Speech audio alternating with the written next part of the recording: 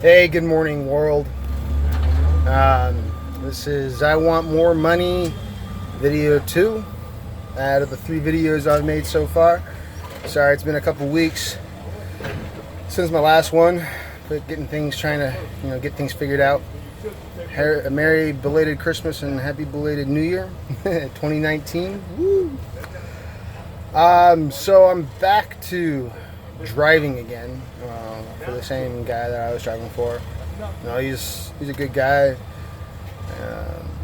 and then the truck accident wasn't his fault nor his vehicle. It was the trailer that I was hauling, so I don't hold anything against him.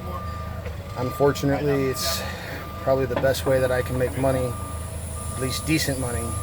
Looking at other jobs, thinking about going back to work, making $400 a week. It's painful, but I'm grateful that I am able to have something to do for work that will make me somewhat decent money, even though I'm still in a lot of pain with my back and all that. But you got to do what you got to do, even if you don't like it, right? It's been a week or two. This is the beginning of the second week that I've been back driving, and I can't, even though I'm grateful that I have the job, grateful that I have a way of making money and a skill set to do so. It's quite frustrating for me. I don't like coming back. I like sleeping in this truck. I don't like having to work for somebody else. I was angry thinking about, am I going to have to do this for the rest of my life in order to make halfway decent money? It pissed me off that if something doesn't work out for me in my finance or my investments or any other opportunities I try out, if they don't work out for me, I got to work super fucking hard for a long ass fucking time to buy a truck, buy a second truck, third, fourth, fifth, until where I can finally, quit driving and have somebody else do all the work for me. I mean, we're talking like anywhere from 5 to 10 years. I'm 34 years old, I don't really want to do that much hard work. But again, like if I don't want to live a normal life where I'm just making money to get by and live the average life, if I don't want that, then I got to do things that I don't want to do things that most people aren't willing to do. Hopefully, though, some of my investments will pan out. Some other opportunities that I have in the works pay off a little bit faster, I'm hoping. But I was also thinking, trucking is not a bad gig. It really isn't. You get to see the entire country. It's a beautiful country. It's cool hauling things. And personally, I really enjoy driving. I just don't like living inside of a truck, living from truck stop to truck stop. It doesn't look like it, or maybe it does. I weighed 170 pounds before I started driving a little over a year ago, and now I weigh like 225. I don't like that. I don't like it. Anyways, back to truck driving. If you're thinking about driving as a job or a career, there's some things that you should know. I started driving for a company called CRST, Cedar Rapids Steel Trucking, and they're a really large company. They paid for my schooling with the 10-month contract that I broke, and they gave me some experience. They paid me $75 a week for the first 4 weeks through schooling, which was not enough. And then they paid me 25 cents a mile for the first 3 or 4 months. Barely enough.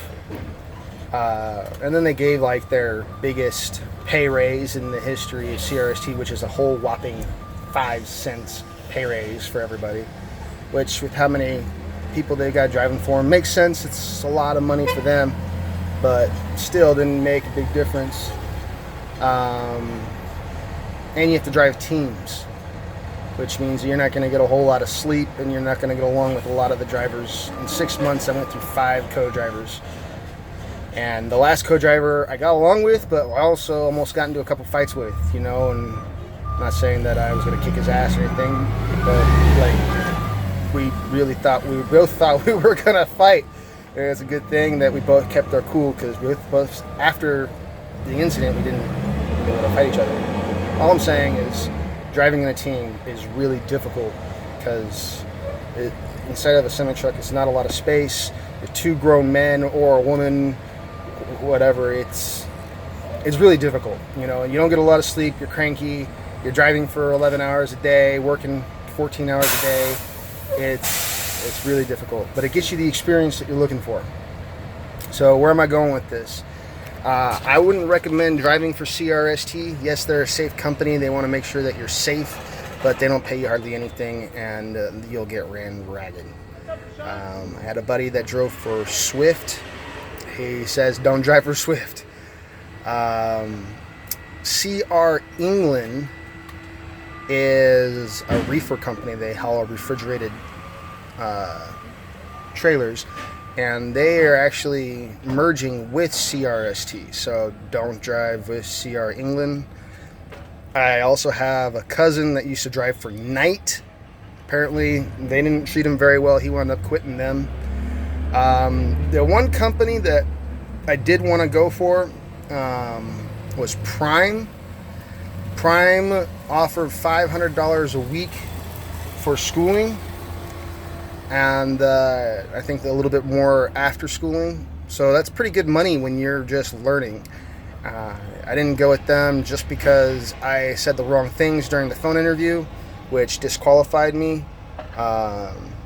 So just a FYI, if they ask you, can you pass a drug test, just say yes. Don't tell them how long ago you stopped using whatever drug you use. I only smoked weed, but I told them, I quit smoking 2 months ago, and federal law says you got to have like 2 to 3 years of cleanliness. So just say yes, you can pass a drug test. Save you a lot of headache.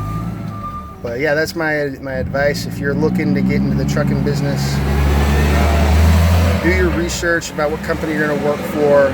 The big companies will usually pay for your schooling.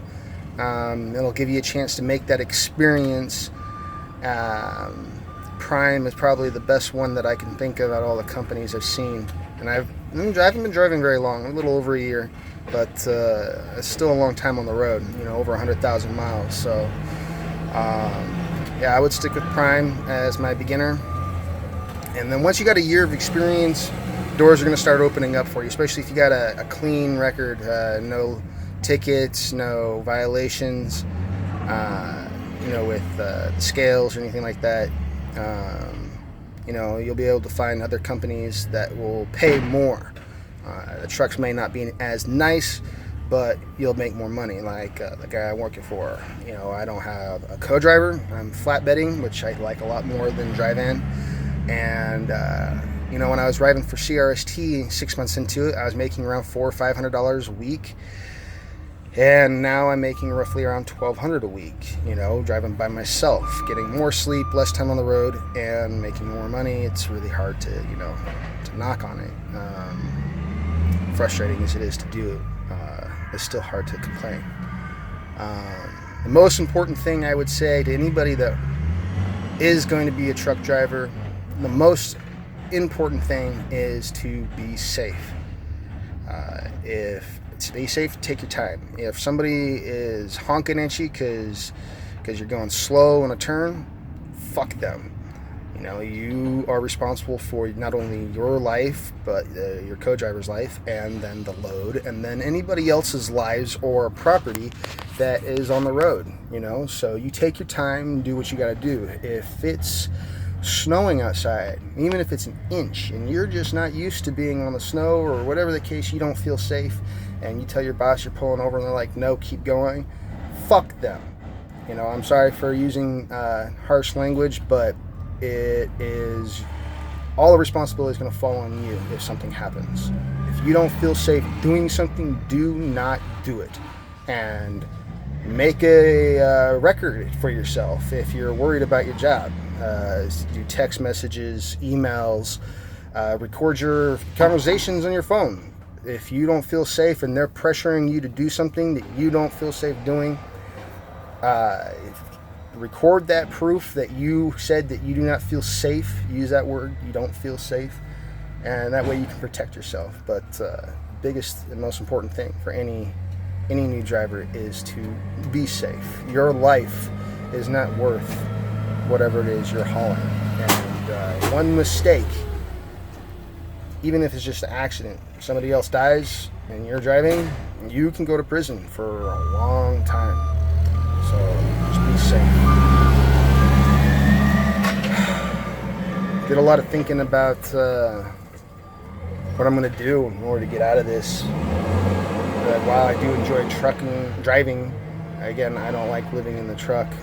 I was kind of feeling a little defeated and thinking about how long it's going to take for me to get where I want to be. But something just came over me. I'm like, man, never give up, never surrender. And I'm like more motivated now than I was when I was feeling on the desperate side, because it's hard. You know, it really is hard to become wealthy. You have to put in a lot of effort.